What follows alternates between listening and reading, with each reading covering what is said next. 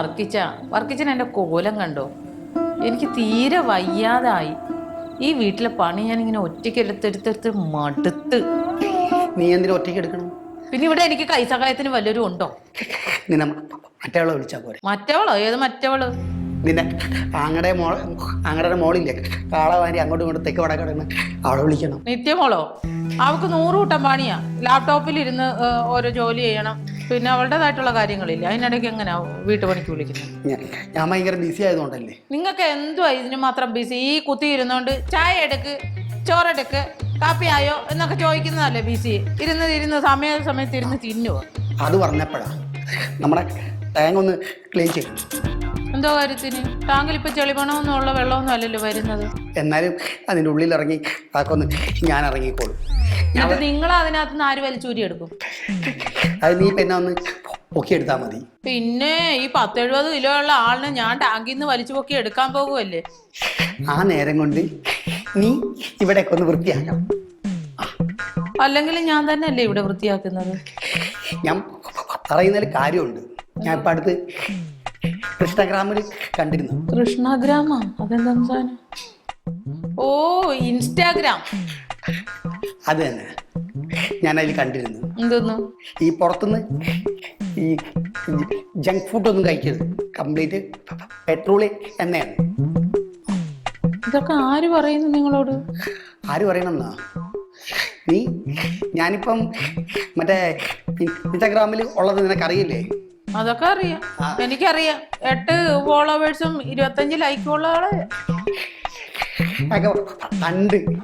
ഇപ്പൊ അങ്ങനെയൊന്നും അല്ല. പിന്നെ ഇപ്പൊ എങ്ങനാ? 9 ഫോളോവേഴ്സ് ഉണ്ട്. 9? നീ നിന്റെ കുടുംബത്തിൽ വിളിച്ച് പറയണം, ലിങ്ക് അയച്ചിട്ട് എല്ലായിടത്തും ഒന്ന് ഫോളോ ചെയ്യാൻ വേണ്ടി പറയണം. വെറുതെ പോണ തെറി എരന്ന് മേടിക്കേണ്ട കാര്യം എനിക്കില്ല. ഒന്ന് പോയ അവിടെ. പക്ഷെ ആ പിള്ളേരെ കണ്ടില്ലല്ലോ. കിരണും ജീവനും ഇവിടെ പോയിക്ക്. അവന്മാരിവിടെ ഇല്ലേ? ഒച്ചവിളിയൊന്നും കേൾക്കുന്നില്ല. അത് തന്നെ ഞാൻ ആലോചിക്കുന്നു. ഇവന്മാരുടെ ഒരു ഒച്ചയും ബഹളവും കേൾക്കുന്നില്ല. സാധാരണ ഇവിടെ കലവലാന്ന് പറഞ്ഞ് നടക്കുന്ന രണ്ടും കൂടെ കാണുന്നില്ല.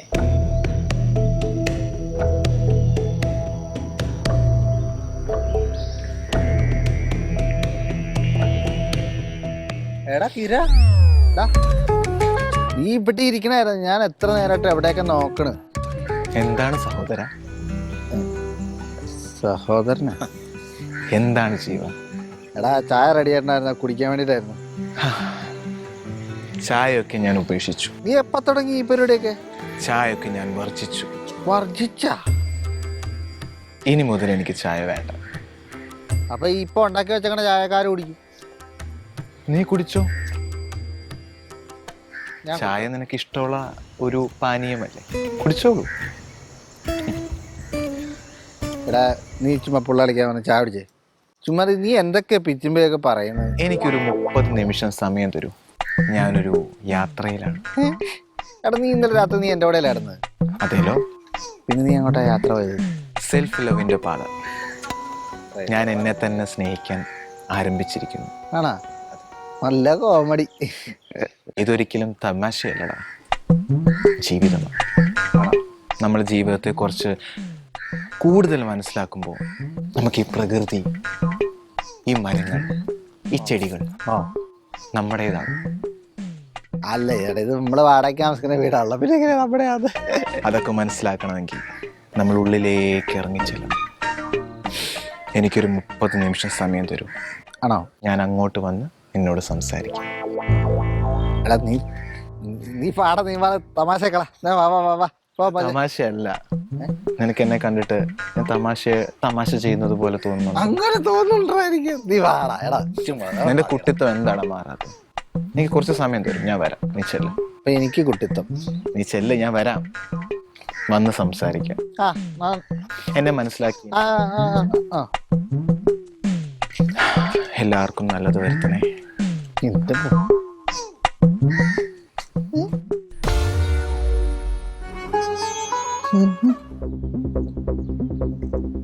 അല്ല നിത്യേ,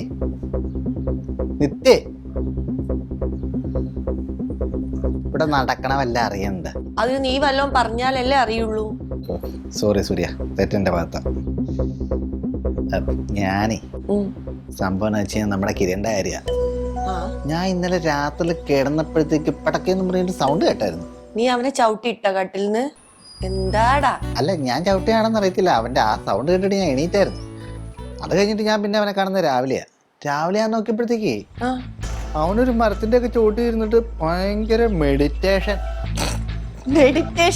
കിരണ? സന്യാസിമാരെ പോലെയൊക്കെ. ഓടാ, അവന് വല്ല മറ്റേ ഹെഡ്സെറ്റ് ഉണ്ടാവും ചെവിയില്, വല്ലതും കേട്ടോണ്ടിരിക്കായിരിക്കും. എനിക്ക് അതല്ല, ഇനി അവന്റെ അഭിനയമാണോ എന്ന് എനിക്കൊരു സംശയം. ഉറപ്പല്ലേ? അല്ല, അങ്ങനെയാണെങ്കിൽ ഇപ്പൊ ഞാൻ ചെന്ന് വിളിക്കുമ്പോഴാണ് അവന്റെ ഒരു ജാട. അവനാണെങ്കിൽ നിത്യം നിന്ന് അവനെ ഒന്ന് അതിൻ്റെ അകത്ത് ഉണർത്താൻ പറ്റുമെന്ന് നോക്കാം. അയ്യോ, എനിക്കിപ്പോ താല്പര്യമില്ല മോനെ. എനിക്ക് വേറെ പണിയുണ്ട്. ഞാനിവിടെ മര്യാദയ്ക്ക് ഇരുന്ന് പാട്ട് കേട്ടോണ്ടിരിക്കുക. എൻ്റെ ഈ നല്ല മൈൻഡിനെ കളയാൻ ഞാൻ ഒടുക്കമല്ല. ആയിക്കോട്ടെ, ഞാൻ പറഞ്ഞതേ ഉള്ളൂ, വേറൊന്നുമല്ല. അത് അവന്റെ അഭിനയമാണെങ്കിൽ അപ്പൊ എനിക്ക് മനസ്സിലാവുമല്ലോ അവൻ എന്നോടുള്ള ഒരു സ്നേഹം എത്രത്തോളം ഉണ്ടെന്നുള്ളത്.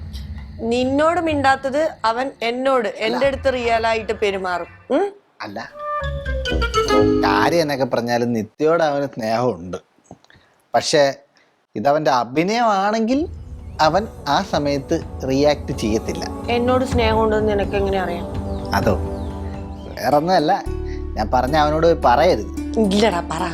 ഞങ്ങള് കിടക്കണ മുറിയില് ഞങ്ങൾക്ക് 2 തലവണയില്ലേ, 3ാമത് ഒരു തലവണ കൂടെ ഉണ്ട്. അതിനെ അവൻ നിത്യത പേരിട്ടിരിക്കുന്നത്. പറയരുതട്ടാ, ഞാൻ പറഞ്ഞെന്ന് പറയുന്നത്. പിന്നെ കള്ളം പറയേണ്ട കാര്യമുണ്ട്. അതാണ് നിത്യയോട് സ്നേഹമുണ്ടെന്ന് ഞാൻ പറഞ്ഞതിന്റെ കാര്യം. ശരി, ഞാൻ നോക്കാം. ആണോ? ഞാൻ പോയി നോക്കിട്ട് വരാം കേട്ടോ. എന്നാ നീ പോയി നോക്കിട്ട് വാ. അവൻ കുലുങ്ങോ ഇല്ല എന്നുള്ളത് എനിക്കൊന്ന് കാണണമല്ലോ. കിരണേ,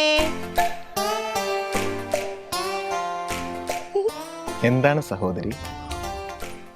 സഹോദരിയാ? ഞാനാ? എടാ, ഞാൻ നിന്റെ നിന്റെ എക്സ്. അതൊക്കെ പണ്ട്. ഇപ്പോ നീ സഹോദരിയാണ്. എന്തു വേണം? നിനക്ക് എന്താടാ വയ്യേ? ഒന്നുമില്ല. എൻ്റെ സമയം എങ്ങനെ വിനിയോഗിക്കണമെന്നാണ് ഇപ്പോൾ സഹോദരി ആഗ്രഹിക്കുന്നത്. നീ ഏതെങ്കിലും പുസ്തകം വായിച്ച് കിളി പോയതാണോ? നിങ്ങളെ പോലുള്ള സാധാരണ മനുഷ്യർക്ക് അങ്ങനെയൊക്കെ തോന്നാം. ഞാനിപ്പോൾ ഒരു യാത്രയിലാണ്. സെൽഫ് ലവിന്റെ പാതയിലാണ്. നീ വല്ലോടുത്ത് വലിച്ച മറ്റവനെ? നന്നായി കൂടെ. എനിക്കൊരു 30 നിമിഷം സമയം തരുമോ? ഞാൻ അങ്ങോട്ട് വന്ന് സംസാരിക്കാം. വേണ്ട, നമുക്ക് സിനിമക്ക് പോയാലോ? ഞാൻ കൊടുക്കാം പൈസ. ഭൗതിക ജീവിതത്തെ ഞാൻ ബഹിഷ്കരിച്ചിരിക്കുന്നു. എന്നാലേ നമുക്ക് പാൽക്കപ്പ കഴിക്കാൻ പോയാലോ? നല്ല ടേസ്റ്റാന്ന് കേട്ടെ. വരുന്നാ? അങ്ങനെയുള്ള ഭക്ഷണങ്ങളും ഞാൻ ബഹിഷ്കരിച്ചിരിക്കുന്നു. എടാ, എന്താടാ ഇതൊക്കെ ബഹിഷ്കരിച്ചിട്ട് നീ എന്തുണ്ടാക്കാനാ?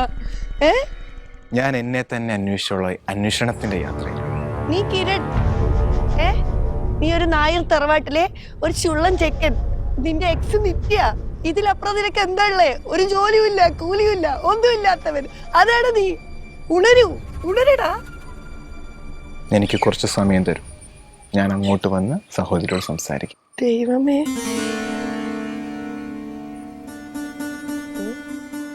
മറ്റേ ഇറക്കാം. 1 കുന്നേലോടി എത്തി 1000. എടാ, നമ്മൾ യൂത്ത് ഫെസ്റ്റിവലിന് കളിച്ച ഡാൻസ് നിനക്ക് ഓർമ്മയുണ്ടോ? അതും ഓർമ്മയില്ലേ?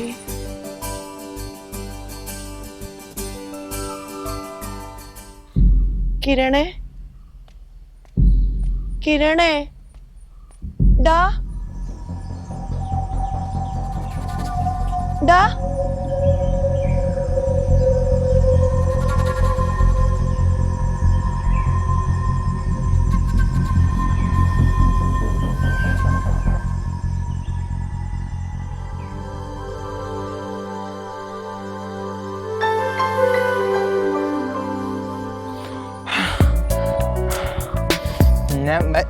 അവളുടെ അപ്പ ഇവൻ സീരിയസ് ആണല്ലേ. അവക്കിട്ട് കിട്ടി. പോരട്ടെ, അങ്ങനെ തന്നെ വേണം.